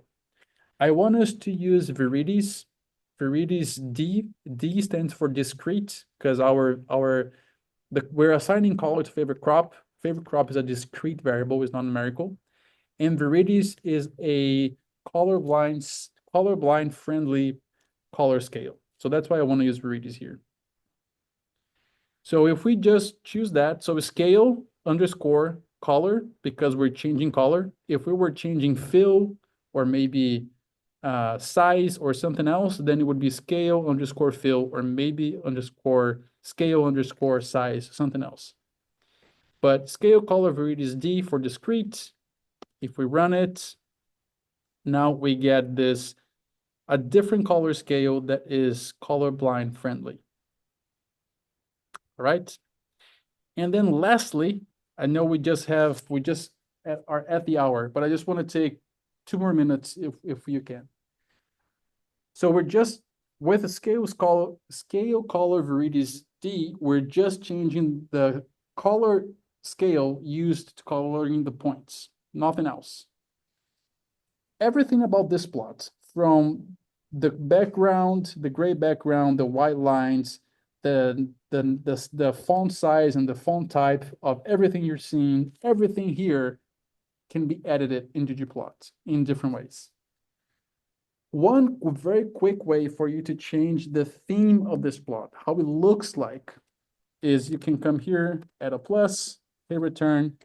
There are many functions called theme. So if you do theme underscore, there's going to be a list of different themes you can choose. I'm just going to choose one here. Maybe let's do minimal, theme minimal. If I run that, notice how the way the plot looks is very different. I'm going to change to another one that is even more different. That is the theme dark. Very different, right? So you can really change the way your plot looks very easily by changing the scale color and the theme of the plot. Okay, so I think I want to, let me see here.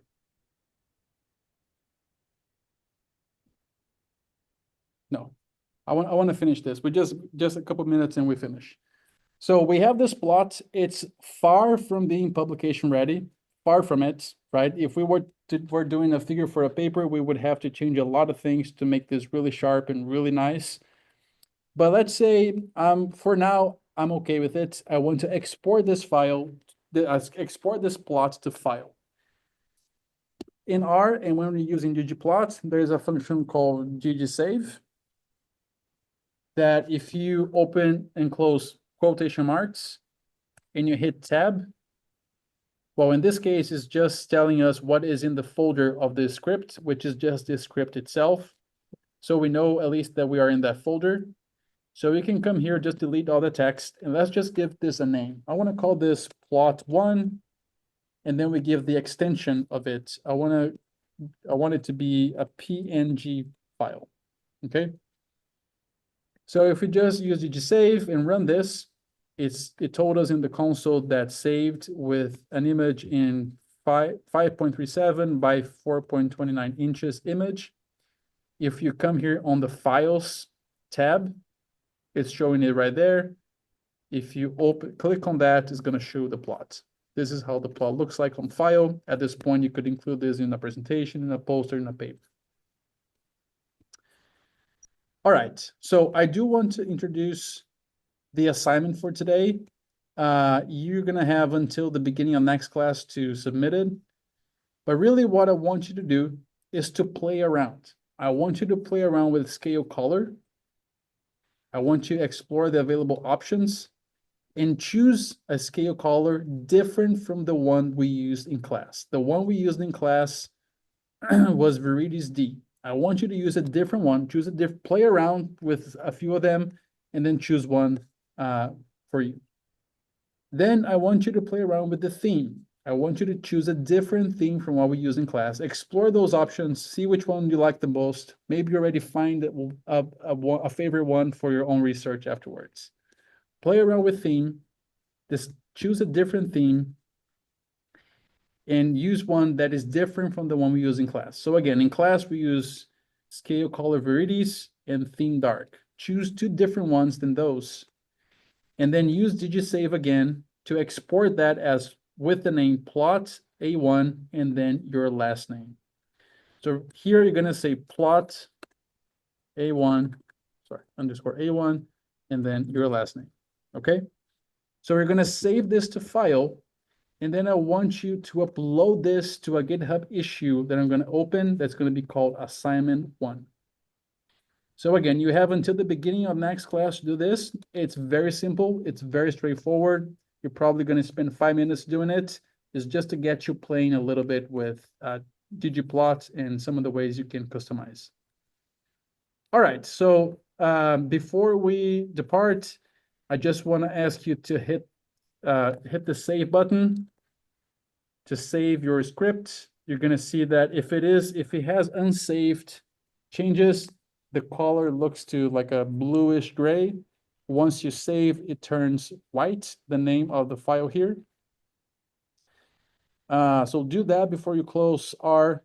I'm going to go to our GitHub repo.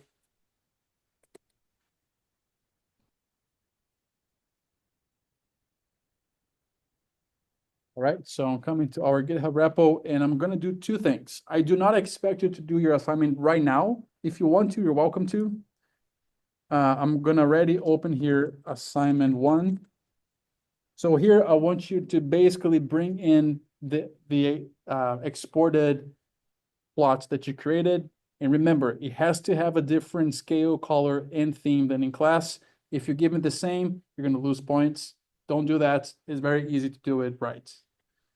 The other issue I want to open here is for attendance. So I will be taking our attendance by GitHub, and this is something you have to do before you leave class today. So attendance, January 9th. I just opened this issue. What I want you to do is just come on our repository. So github.com/LeoMBastos/2025_PPA, and then go on the issues tab. On attendance Gen 9, just drop me a note. You can say hi, you can say here, you can say go dogs, or you can say whatever you want. Just make sure you respond to this before you leave today, because this is you claiming your attendance. If you don't claim now, I may not accept later. So make sure you do it now. And I think that's all I have for today. So sorry we ran 6 minutes late today, but thanks everyone. If you have any questions, I'm going to stick around for another 5 minutes or so. And if not, I'll see you on Tuesday, and be safe there in Tifton, although we're not getting snow, but be safe, and I'll see you on Tuesday. Thank you. Thank you. Thank you.